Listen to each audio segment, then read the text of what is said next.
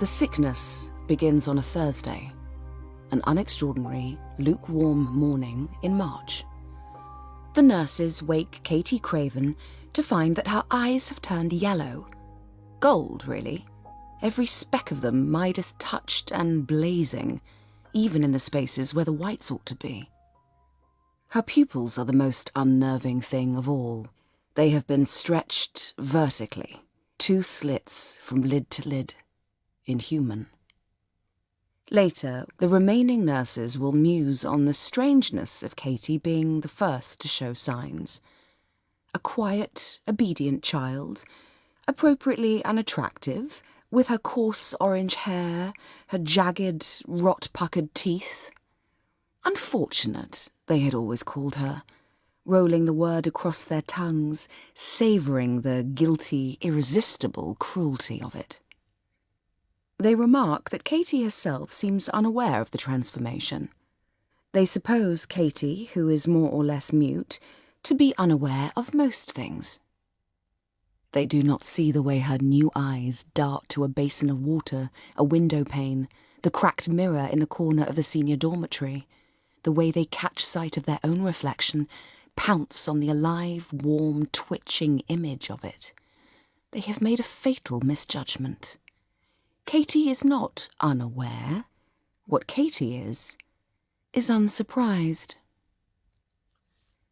When breakfast has come and gone, and the eyes show no sign of returning to their usual state, the doctor is called.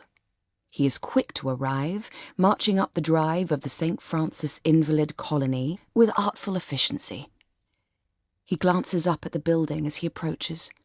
This place has always held a peculiar beauty to him, all right angles and uniform brick. It bears none of the infirmity of its occupants, none of their unsightly defects. Inside, it is the same story. He glances admiringly at the neat lines of girls as they are escorted from lesson to lesson, unruly bodies corralled into order by stiff uniforms and stiffer discipline. Any hint of noise, a stifled giggle, an involuntary shriek, is swiftly corrected. It's no cure, of course. Nothing could be. But here, at least, their infirmities are safely contained. To the doctor, there is nothing more beautiful. "When did this begin?" he asks the matron as he steps into the infirmary. He does not speak to Katie. He can't seem to hold her gaze. "Early this morning," the matron says. "Is it jaundice, doctor?" All the nurses admire the doctor tremendously. He is young, but upright, tidy and certain, neatly parted hair and a suit of dishwater tweed. A man of breathtaking, irresistible ordinariness. He takes a small torch from his pocket and flicks it back and forth across Katie's eyes. They flash, as hard and cold as mirrors. A warning. Before he can reply, there is a snort of laughter from the doorway. "That's not jaundice." It's followed by a chorus of thumps and shuffles as the speaker moves into the room. He takes in the imprint of the girl's afflictions, the tiptoed drag of the feet, the reckless sway of her torso from side to side. Her clothes sit strangely on her, the usual white pinafore pulled tight over bulging, uncooperative flesh, the incongruously girlish frilled collar, an adult body wrangled into the costume of a child. "Alice," the matron scolds, "you should be in chapel, young lady." Alice pays her no attention. Even her unsteady body betrays not the slightest flinch. "It's not jaundice," she says again. "Jaundice doesn't give you fox eyes." Fox eyes. The doctor is struck by the description, by its brutal accuracy. "Alice Willoughby," the matron snaps again. "Chapel, now." Alice keeps the doctor pinned with her gaze. Then her face splits open into a feral grin. She lets her tongue protrude, and runs it along the front of her teeth in a defiant, ravenous gesture. It's brief, but it's enough to render the doctor uneasy all the same, because her teeth are awfully sharp. Alice returns to the infirmary straight after chapel. A great cacophony heralds her arrival, the percussive thump of her feet punching the floorboards. This time, she is not alone. A younger girl, perhaps 12 years old, trails from her hand, a pale, quiet shadow. They come to an abrupt stop before the doctor, and he takes in the curtain of white hair which hangs loose to the girl's elbows, her sightless eyes as Alice guides her into place. "Show him, Sophie," she says. Her voice is commanding. She seems almost to be showboating. Sophie lifts one hand up towards her collarbone. The doctor notices that her fingers are webbed, translucent, barely bare skin, as delicate as lace. Then, bashfully, she tugs her hair back and lifts her chin, exposing her neck. It takes the doctor a moment to understand what exactly he is seeing, to grapple with his reeling horror, his reflexive surge of disbelief, to make sense of the inhuman shape, the two sets of swollen ridges which flare and spasm with each breath. Gills. It is catching, he thinks. It must be. He knows a contagion when he sees one, knows a house set alight by sickness, even such a strange sickness as this. The quarantine is first. The infected girls, Katie, Sophie, and Alice, of course, are shut into the infirmary. Only the doctor is allowed in and out, and even he keeps a distance, tries not to breathe their air. Sophie looks awfully small, in that hushed white room, drowning in her too big borrowed nightgown. Katie is harder to make out, perched on a windowsill in the farthest corner, her alien, scar-shaped pupils fixed on the distant woods beyond the window.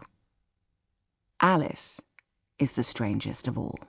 She lays flat on her back on the floor, a luxurious sprawl, arms flung out, sharp teeth bared at the ceiling.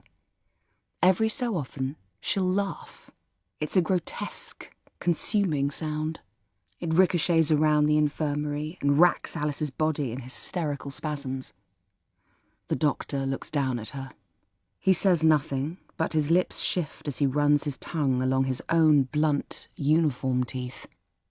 The other girls he can pity at a distance, but there is something about Alice he dislikes.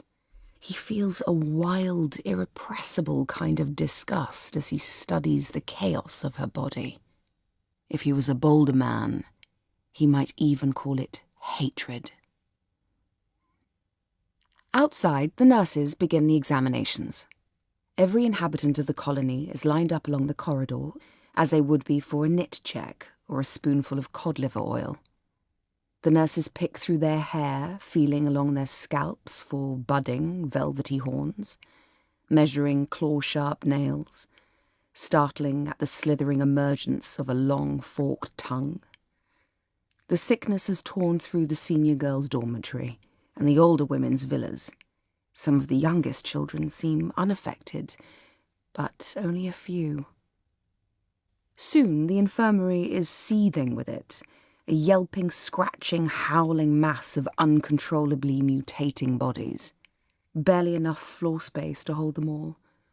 A carnival of chaos. Many tear their uniforms apart, white pinafores shredded to ribbons. Some clamber atop the bed frames with new and terrifying strength. Others leap and swing from the light fittings, shatter the gaslights into lethal confetti as they screech with laughter. Katie Craven, her eyes still yellow as plague, has begun to dance, weaving her arms through the chaos in a silent ballet. The doctor finds his eyes drawn to a spot of stillness, a focal point of solidity amongst the blur. Alice. She is not joining with the others, not as such. She stands right in the thick of it all, eyes fluttering to a close, nose twitching as she catches the delectable scent of the doctor's panic. She takes it all in, an artist absorbing her great masterwork. She is flush with absolute delicious satisfaction. Without quite meaning to, the doctor seizes her shoulders, shaking hard. "What is this?" he cries. "How do we stop it?" She regards him with a kind of disinterest, as if he is barely there at all. It maddens him, so he locks his hand around her arm and drags her towards the door of the infirmary. It's a struggle, and she claws at him with unrestrained rage, but for the moment he has the upper hand. As he passes the matron, he spits his orders, and she, with pale-faced, terrible resolve, obeys. It has been a long time since he performed an extraction. The tools sit uneasily in his hands.